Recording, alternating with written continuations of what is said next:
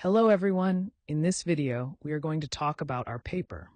The title is Iterative Selection with Self-Review for Vocabulary Test Distractor Generation. Let's take a look at the importance of the vocabulary test.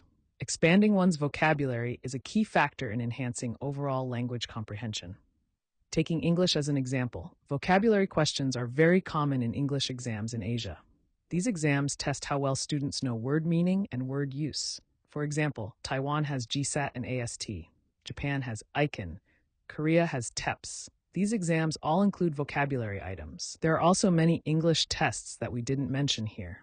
Here is a real question in GSAT. I captured this data on threads. The stem is what? The recent flood completely ruined my parents' farm. The farmhouse and fruit trees were all gone, and nothing was left. The target word is ruined, and most people chose it. The other options are distractors. We can see that some people still chose the distractors. 10% of them chose cracked. This may happen because cracked also describes damage. So designing good distractors is important because they are used for testing whether students truly understand the word. Many studies have worked on automated distractor generation. Most methods use two main steps. Given a stem, a distractor candidate generator produces several candidates.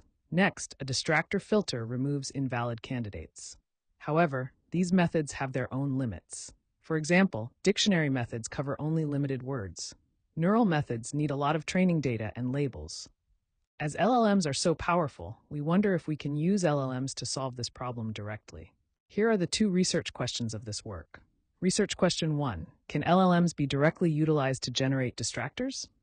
Research question 2. How can we ensure that the generated distractors remain valid and do not introduce ambiguity or multiple correct answers? To answer the first research question, we ran a simple test. We asked LLM to directly generate distractors. In our paper, we used GPT-3.5 for all experiments. But you may wonder how GPT-5.1 and Gemini 3 Pro perform. So we present the results from these two models. Here's the example. We use a very simple questions. STEM, please close the... We can see that the distractors suggested GPT-5.1 are not valid because they can be filled in the stem. As for Gemini 3 Pro, it is better than GPT-5.1, but some distractors are not make sense, so direct generation is unstable. Before building our distractor generation method, we first analyzed GSAT vocabulary items. The left chart shows the difficulty of the target words. Based on the 6-level difficulty defined in CEC word list, most target words are at levels 3 and 4.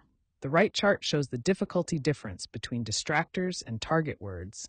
Most distractors differ from the answer by only 0 to 2 levels. Only a small number differ by 3 or 4 levels. So real exam distractors stay close to the target word in difficulty. We use this pattern when we design our method. This is our ISSR framework. The process starts with the question stem and the answer. First, the distractor generator creates initial candidates. We use the BERT-based model for this step. Then we apply 3 rules: word length, part of speech, and difficulty level. Next, the distractor selector uses an LLM to pick suitable distractors. Finally, the distractor validator checks each distractor. We use a self-review mechanism to test if a distractor can also be a correct answer. If the distractor is invalid, we remove it, and if the number of the distractors is not sufficient, we will repeat the selection again. For the self-review mechanism, we tried 3 methods. The first method is binary choice validation. Given a stem, we give the model 2 options and ask it to choose the correct one. If it chooses the distractor, then the distractor is not valid. The second method is independent suitability judgment. We ask the model if the distractor is appropriate for the stem.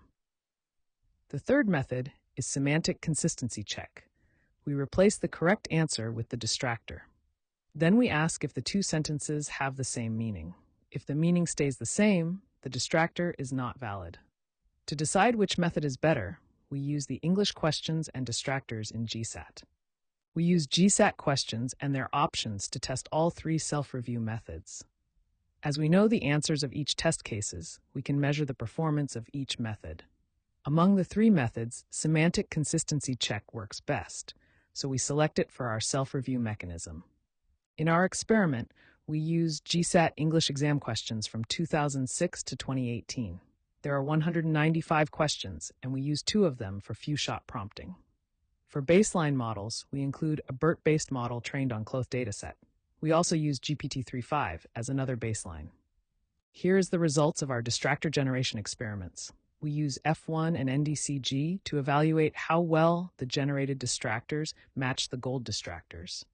Comparing with the baselines, our method achieves better performance. Without the self-review, the performance degrades. These results show that our iterative selection and self-review steps are effective. However, the performance is still very low, because it is very hard to match the teacher-designed distractors when the candidate pool is large. With low performance scores, are the generated distractors still valuable? To answer the question, we further conduct human evaluation. We select 30 GSAT questions for the evaluation. We ask each student to answer the questions with our generated distractors. We record their accuracy and ask them to label which questions they find challenging. The table shows the results. High proficiency students miss more questions because they notice subtle semantic differences. Lower proficiency students guess more and do not report questions as challenging.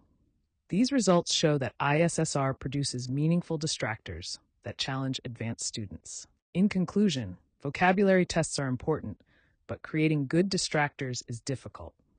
Our self-review mechanism improves distractor validity with very little human effort. The final performance still depends on the quality of the initial candidate set. This limitation gives us a clear direction for future improvement. This is the end of the video. Thank you.